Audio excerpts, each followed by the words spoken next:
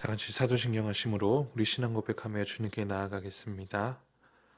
전능하사 천지를 만드신 하나님 아버지를 내가 믿사오며 그 외아들 우리 주 예수 그리스도를 믿사오니 이는 성령으로 잉태하사 동정녀 마리아에게 나시고 본디오 빌라도에게 고난을 받으사 십자가에 못 박혀 죽으시고 장사한 지 사흘 만에 죽은 자 가운데서 다시 살아나시며 하늘에 오르사 전능하신 하나님 우편에 앉아 계시다가 저리로서 산자와 죽은 자를 심판하러 오시리라. 성령을 믿사오며 거룩한 공회와 성도가 서로 교통하는 것과 죄를 사하여 주시는 것과 몸이 다시 사는 것과 영원히 사는 것을 믿사옵나이다. 아멘. 다 함께 찬송가 95장 나의 기쁨 나의 소망 되시며 함께 찬양하겠습니다. 나의 기쁨 나의 소망 되시며 나의 생명이 되신 주 밤낮 불러서 찬송을 드려도 늘 하신 마음 뿐일세. 나의 사모하는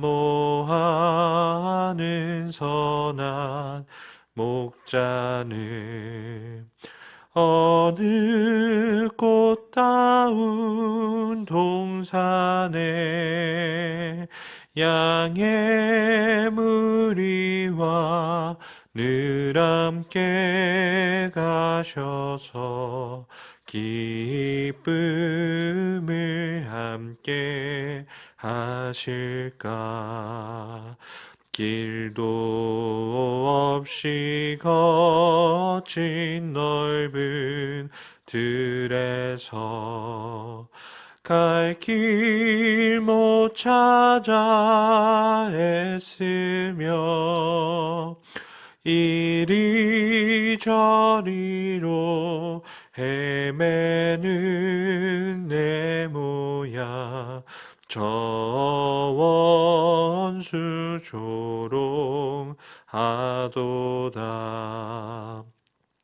주의 자비롭고 화평한 얼굴 모든 천사도 반기며 주의 놀라운 진리의 말씀에 천지가 화답하도다. 나의 진정 사모하는 예수님 음성조차도 반갑고 나의 생명과 나의 참 소망은 오직 주 예수 뿐일세. 아멘. 오늘 주님께서 우리에게 주시는 말씀은 요한복음 5장 31절에서 47절까지 말씀입니다. 요한복음 5장 31절에서 47절까지 말씀입니다. 교독하도록 하겠습니다. 내가 만일 나를 위하여 증언하면 내 증언은 참되지 아니하되 나를 위하여 증언하시는 이가 따로 있으니 나를 위하여 증언하시는 그 증언이 참인 줄 아노라. 너희가 요한에게 사람을 보내매 요한이 진리에 대하여 증언하였느니라. 그러나 나는 사람에게서 증언을 취하지 아니하노라. 다만 이 말을 하는 것은 너희로 구원을 받게 하려 함이니라.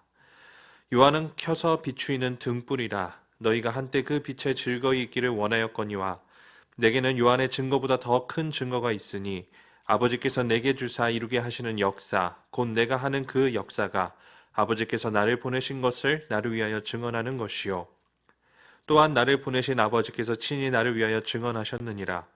너희는 아무 때에도 그 음성을 듣지 못하였고 그 형상을 보지 못하였으며 그 말씀이 너희 속에 거하지 아니하니 이는 그가 보내신 이를 믿지 아니함이라.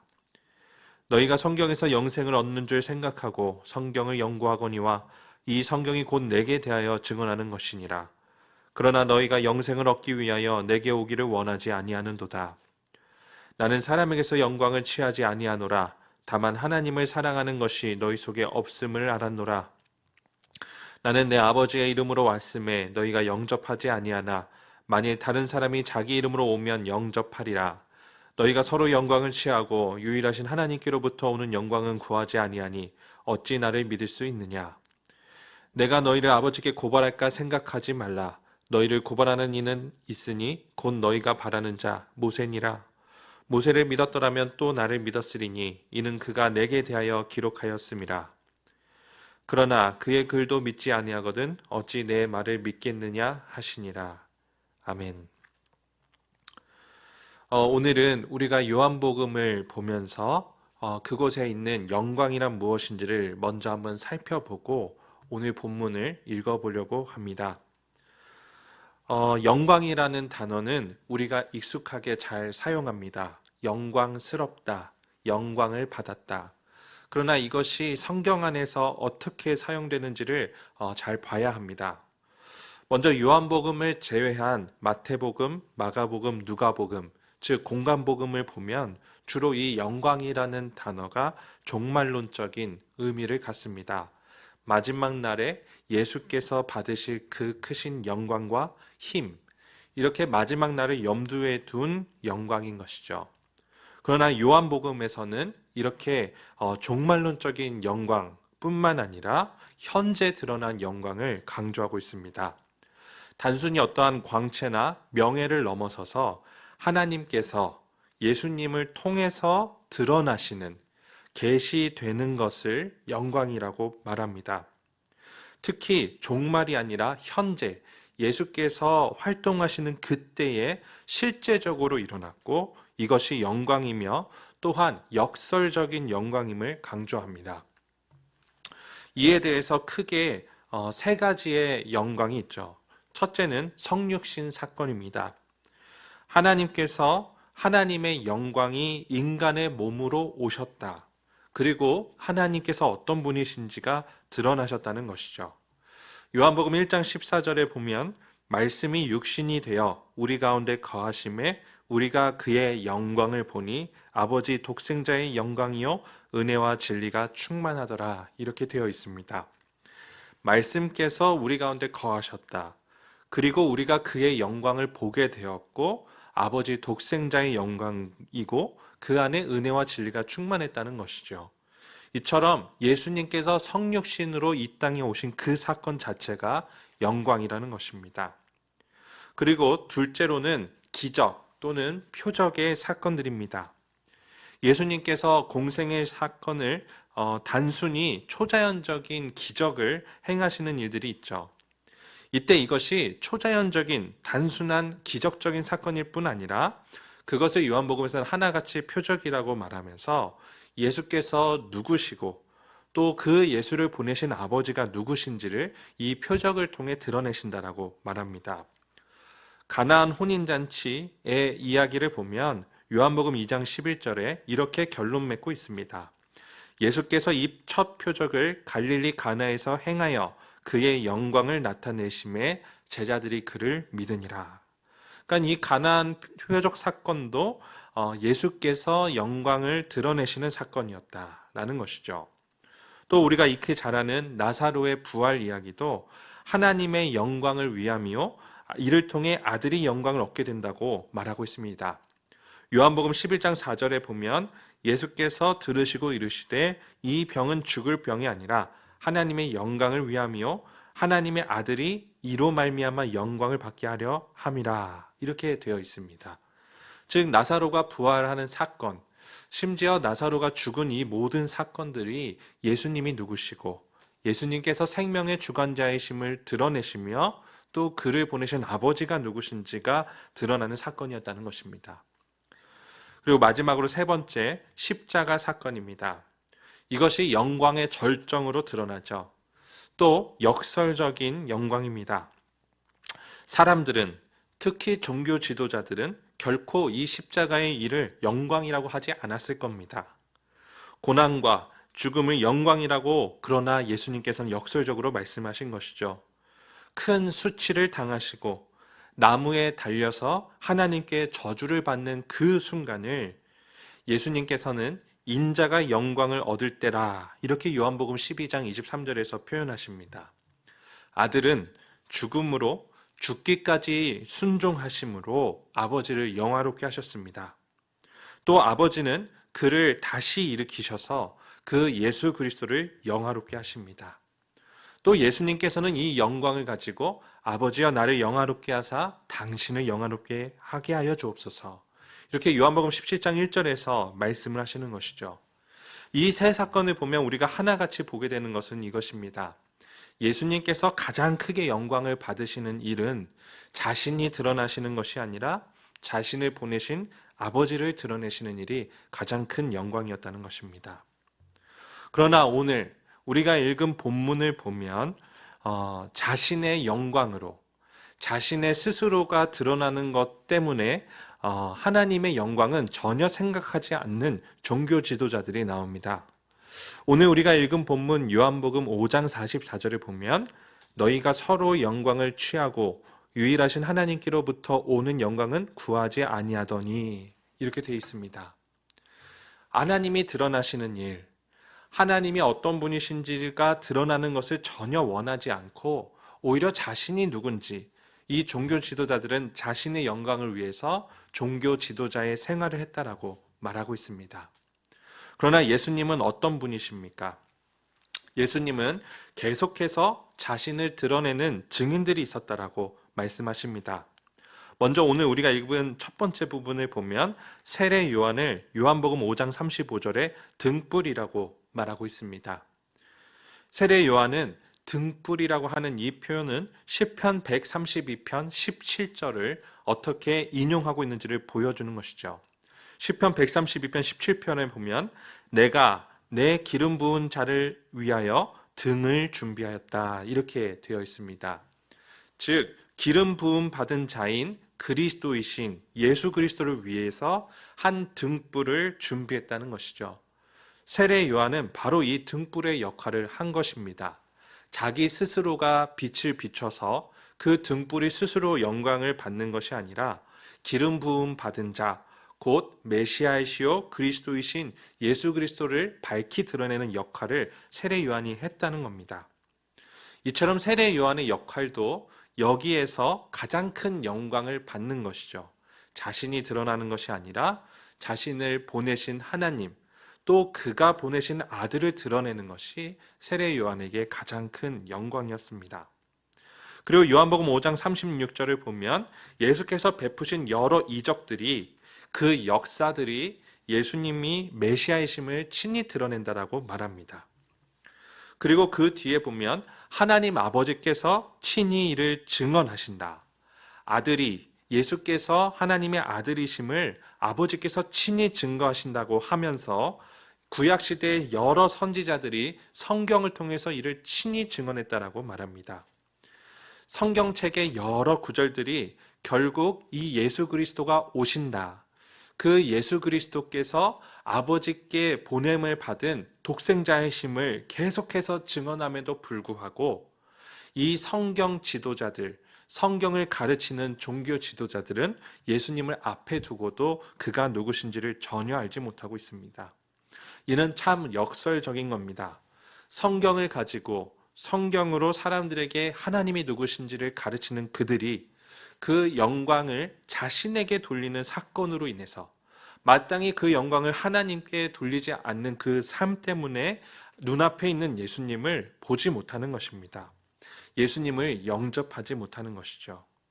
이에 대해서 요한복음 5장은 이렇게 대조하고 있습니다. 사람의 영광인가 하나님의 영광인가? 사람의 영광은 무엇을 의미합니까? 사람들 사이에서 주고받는 칭찬을 의미합니다. 평판, 사회적인 지위, 그리고 종교적 기득권을 의미합니다. 당시 바리새인과 유대 지도자들은 율법을 철저히 지키자고 이렇게 말하고 성경을 통해서 그것을 계속 정당화하지만 결국 이 모든 일은 자신의 모습을 과시하기 위해서, 존경받기 위해서 이런 일을 했다라고 합니다. 곧 사람의 영광을 위해서 이 모든 일을 했다는 것이죠. 그러나 하나님의 영광은 어떻게 드러납니까? 하나님께로부터만 받는 인정과 평가를 의미합니다. 예수님은 오직 자신이 스스로 영광을 받지 않으시고 하나님의 뜻만을 구하고 하나님 아버지만이 드러나시기를, 그분의 영광만을 위해서 사셨습니다. 이것이 바로 우리 모든 성도들이 살아야 할 삶인 것이죠. 나의 영광을 높이는 것이 가득한 곳에서 나를 과시하고 자랑하고 그럴듯하게 잘 포장하는 것이 익숙하고 그것이 좋은 하나의 기술이라고 긍정하는 이 시대 속에서 철저히 자신의 영광이 드러나는 것을 뒤로하고 하나님의 영광만을 드러내기 원하는 삶을 성경은, 특히 요한복음은 우리에게서 요청하고 있는 것입니다. 이것이 믿음의 방해 요소가 될 수도 있고 또 믿음을 잘 드러내는 역할이 될 수 있습니다. 그 영광의 방향을 어디로 하는가, 관심의 방향을 어디로 하는가, 무엇을 자랑하는가, 이것이 예수님께서 우리에게 참된 영광이 드러나는 방식이라고 하신 것이죠. 요약하자면 서로 영광을 취한다는 이 종교 지도자들을 향한 예수 그리스도의 말은 하나님께 인정받기보다는 사람들 사이에 평판, 칭찬을 주고받는 데 급급해서 진정한 진리이신 예수님을 볼 수 없게 된 영적인 눈의 멀음을 말합니다. 사랑하는 성도 여러분, 그러면 우리는 어떻게 적용하고 어떻게 살아야 하겠습니까? 어떻게 하나님께 영광을 올리겠습니까? 우리는 이에 대해서 한 가지 왜곡된 시선을 가질 수 있습니다. 마치 연말 시상식 때 일개 상을 받는 사람들이 이렇게 얘기를 하곤 합니다. 이 상을 주신 것은 하나님입니다. 하나님께 영광을 올려드립니다. 이렇게 시상식에서 자신이 상을 받을 때 그것을 하나님께 영광을 돌리는 것은 참 귀한 것입니다. 그러나 이것이 어떻게 우리에게 왜곡된 이해를 갖게 되냐면, 내가 성공해야지만, 내가 높은 자리에 가야지만, 내가 그럴싸한 자격과 조건을 갖춰야지만 하나님께 영광을 올릴 것이라는 잘못된 시선을 갖게 합니다. 그러나 사랑하는 성도 여러분, 하나님의 영광은 어떻게 드러났습니까? 역설 안에서 드러났습니다.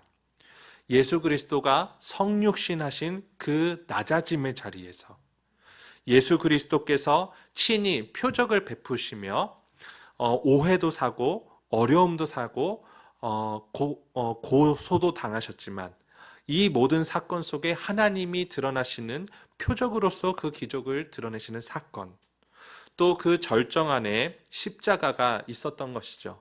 우리가 보기에는 그것이 절대로 상을 받는 자리가 아닌 것 같이 보이고, 우리가 보기에는 절대 그 자리가 높아지는 자리가 아니며, 전혀 우리에게는 영광이 되지도 않고 심지어 저주를 받는 모습의 자리까지 갈지라도 끝끝내 하나님의 말씀과 하나님의 영광을 드러내는 그 자리를 위하여 죽기까지 순종하신 그리스도의 그 자리를 보시길 바랍니다. 낮아지는 자리에서, 양보하는 자리에서, 나의 것을 추구하지 않고 더 낮아지는 그 자리에서 하나님은 영광을 받으십니다. 그리고 또 하나는 요한복음 17장 22절에 예수님께서 아버지와 함께 언제 가장 큰 영광을 받으시는지를 말씀하십니다. 요한복음 17장 22절, 예수님은 아버지께서 주신 영광을 제자들에게 주셨으며 그들이 하나님 안에서 서로 하나가 될 때 참된 영광을 돌릴 수 있다라고 말씀하십니다. 내게 주신 영광을 내가 그들에게 주었사오니 이는 우리가 하나 된 것 같이 그들도 하나가 되게 하려 함이니이다. 사랑하는 성도 여러분, 예수님과 아버지가 언제 우리에게 영광을 받으시냐면 우리가 하나 될 때라고 말씀하십니다. 또 그 뒤에 23절에 보면 아버지께서 나를 보내신 것과 또 아버지께서 나를 사랑하심 같이 그들도 서로가 사랑함으로 세상에서 아버지가 알려지게 하옵소서 이렇게 말씀하십니다. 즉 성도들이 서로 사랑할 때, 성도들이 서로를 정말 귀하게 여기고 한 몸을 이룰 때 이 세상에 아버지가 누구신지가 드러난다는 것입니다. 이렇게 우리가 아버지를 드러내야 합니다. 스스로 높아지는 자리, 그럴싸한 자리뿐만 아니라 낮아지는 자리, 또 서로가 한 몸 되어 사랑하는 그 자리로 하나님과 예수 그리스도는 이 세상에서 드러나십니다.